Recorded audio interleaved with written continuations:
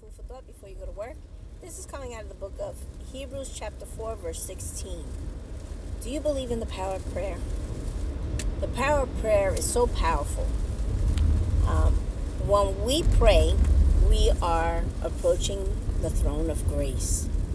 When we go in confidence to God, in faith, we're asking God for mercy and for help.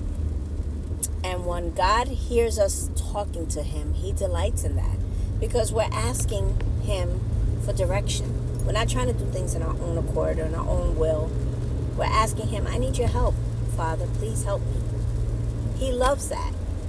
And when we request something of Him, as long as it's within His will for you, He's going to grant that. Sometimes you get the answers right away, instantly. Sometimes it's a little delay. But does that mean that God hasn't heard your prayers? No, absolutely not. He heard every single word that came out of your mouth from your heart.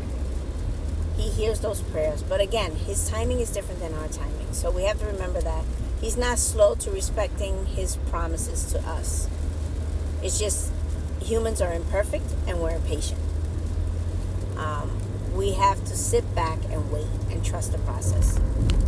Just like when you make your coffee in that percolator, you're not rushing that percolator because you want that perfect cup of coffee and you want it to get every bit of essence of the coffee beans and the grinds into that cup so that you could make your espresso or your light and sweet coffee or however you drink it.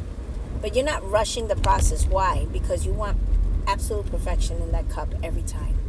So you trust the process of that machine. Mr. Coffee, Keurig, the Italian machine. I forgot the name of it. But you know what I'm talking about. You get the point. We don't rush the process. Why? Because we know it's going to come out good. Same like a baker.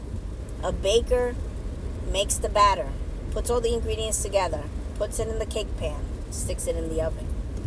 Now, is the baker pulling out that cake or keeps on opening up the door? No. You have to trust the process. There's a certain process that has to happen for that cake to rise, for it to come out to perfection and not be raw in the center when you cut it. You trust the process. And these are little things that we have to trust the process in. So why not trust the process in a bigger thing, which is a prayer? That's a major thing. And when you pray on behalf of someone, God also hears those prayers. Even if it's not your situation, you're praying about someone's situation. You can help people from afar. Sometimes you can't help them financially or physically, but you can help them via prayer to God.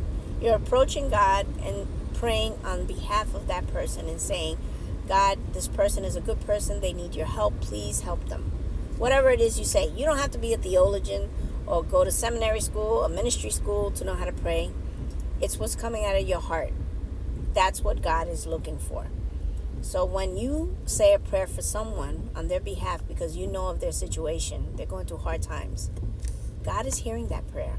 And you don't know when their breakthrough is going to come through, but it will.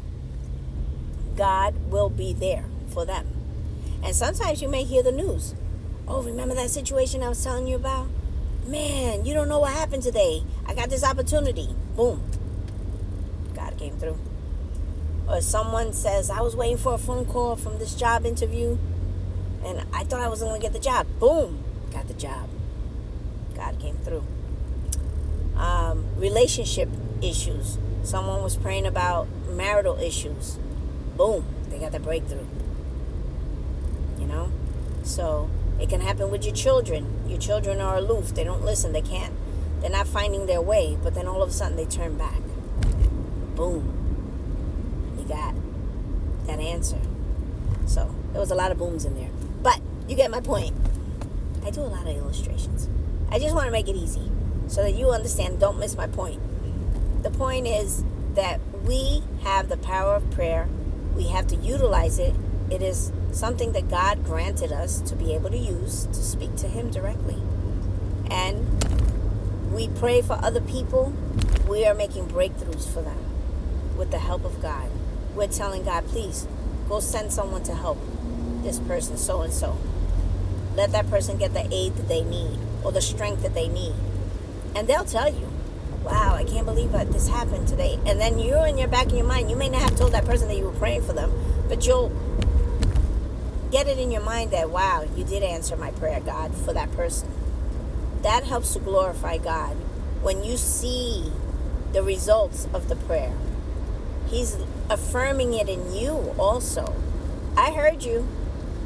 I heard you when you were in your room praying about this so-and-so situation, or your own situation, or someone else's situation. I heard you. And when He answers you, that confirms to you that God is real. He's a God that we can trust. He's a God of truth, and He never fails us. He doesn't leave us or forsake us.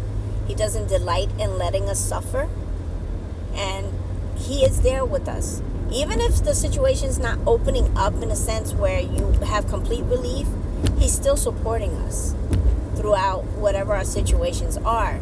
And sometimes we feel like, oh my God, is God even hearing what I'm going through? Does He even understand? Yeah, He does. When you wake up every day, He was there with you. He let you wake up.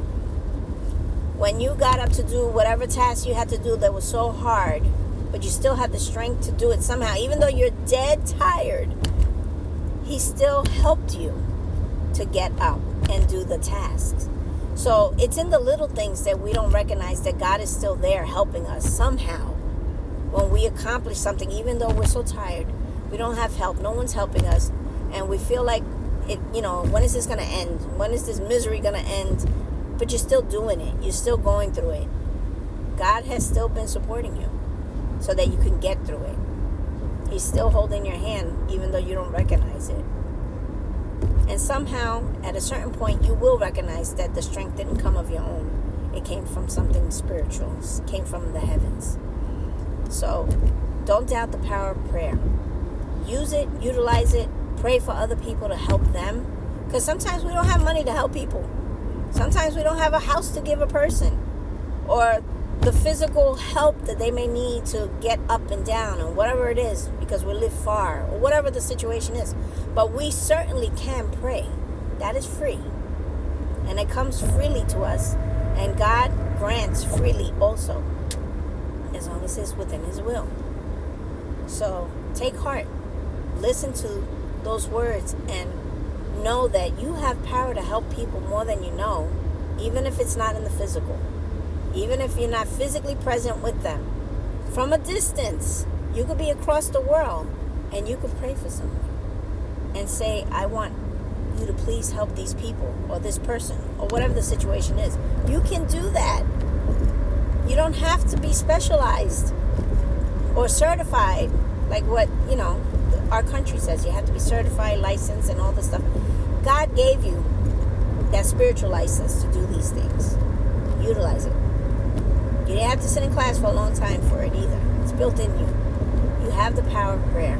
Utilize it. Approach God. Ask for mercy and forgiveness.